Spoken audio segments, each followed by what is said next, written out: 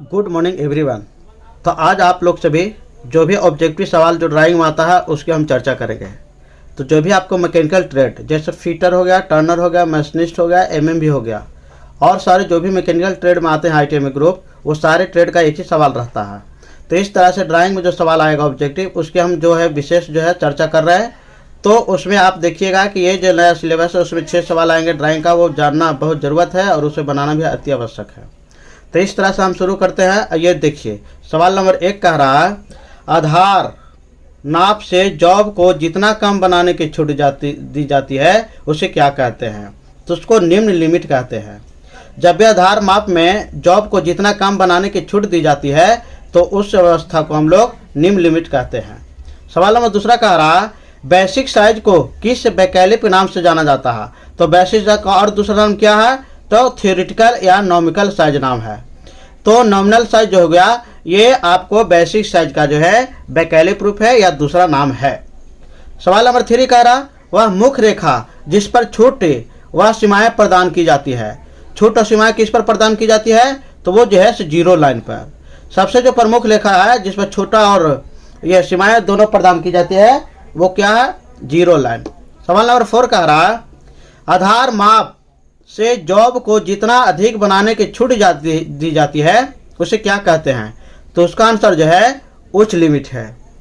तो आधार माप से जॉब को जितना अधिक बनाने की छूट दी जाती है उसको क्या कहते हैं? उच्च लिमिट। सवाल नंबर आगे हम देख रहे हैं 5। तो सवाल नंबर 5 की हम बात कर रहे हैं। कह रहा, मौलिक टॉलरेंस में जितना टॉलरेंस ग्रेड और फंडामेंटल डेविएशन होता है उसे क्या कहते हैं? तो उस टॉलरेंस ग्रेड को 18 कहते हैं और फंडामेंटल डिवीजन को 25 कहते हैं। यानी टॉलरेंस ग्रेड 18 होगा और फंडामेंटल डिवीजन 25 होगा, ये आपको दिमाग में रखना है। फंडामेंटल डिवीजन 25 होगा। सवाल नंबर 6, 2 फीट होने वाले पार्टों के साइज के अंतर को क्या कहते हैं? तो 2 फीट होने वाले पार्ट्स या मशीनरी भाग के साइज के अंतर को क्या कहते हैं? तो एलॉन्स कहते हैं, यानी अवकाश कहते हैं। ये आपको इंपॉर्टेंट है, सवाल दिमाग में रखना है। सवाल नंबर आगे देख रहे हैं। सवाल नंबर 7, मौलिक टॉलरेंस में शाफ्ट के फंडामेंटल डेविएशन को किस प्रकार से अक्षर द्वारा व्यक्त किया जाता है? तो मौलिक के टॉलरेंस में जो शाफ्ट होगा उस फंडामेंटल डिवीजन को किस प्रकार से करते हैं?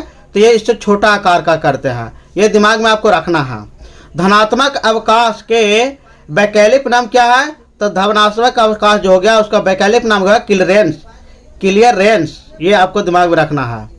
मौलिक टॉलरेंस को हॉल या छिद्र को फंडामेंटल डिवीजन को किस प्रकार से अक्षर द्वारा किया जाता है? तो ये बड़ा अक्षर से इसको डिनोटेट करते हैं, निरूपित करते हैं या दिखाते हैं।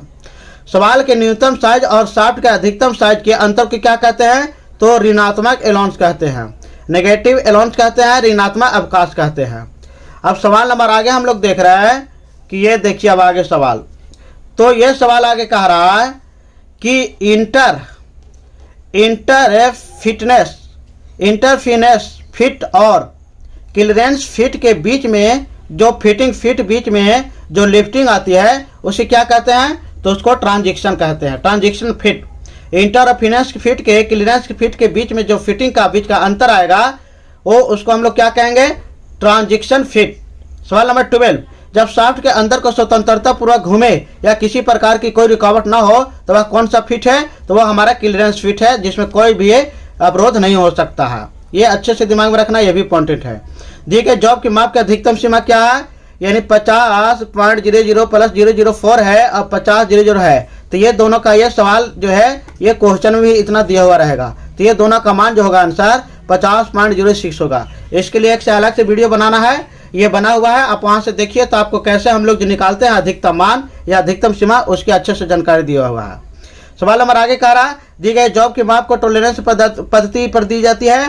तो 50.00 प्लस 004 हो गया और माइनस 003 हो गया। तो इसको हम लोग जो है बायलैटरल टॉलरेंस कहते हैं, बायलैटरल टॉलरेंस कहते हैं। एक ड्राइंग चित्र में रुचिता ग्रेड N9 N8 दिया गया है। तो रुचिता का मान क्या होगा?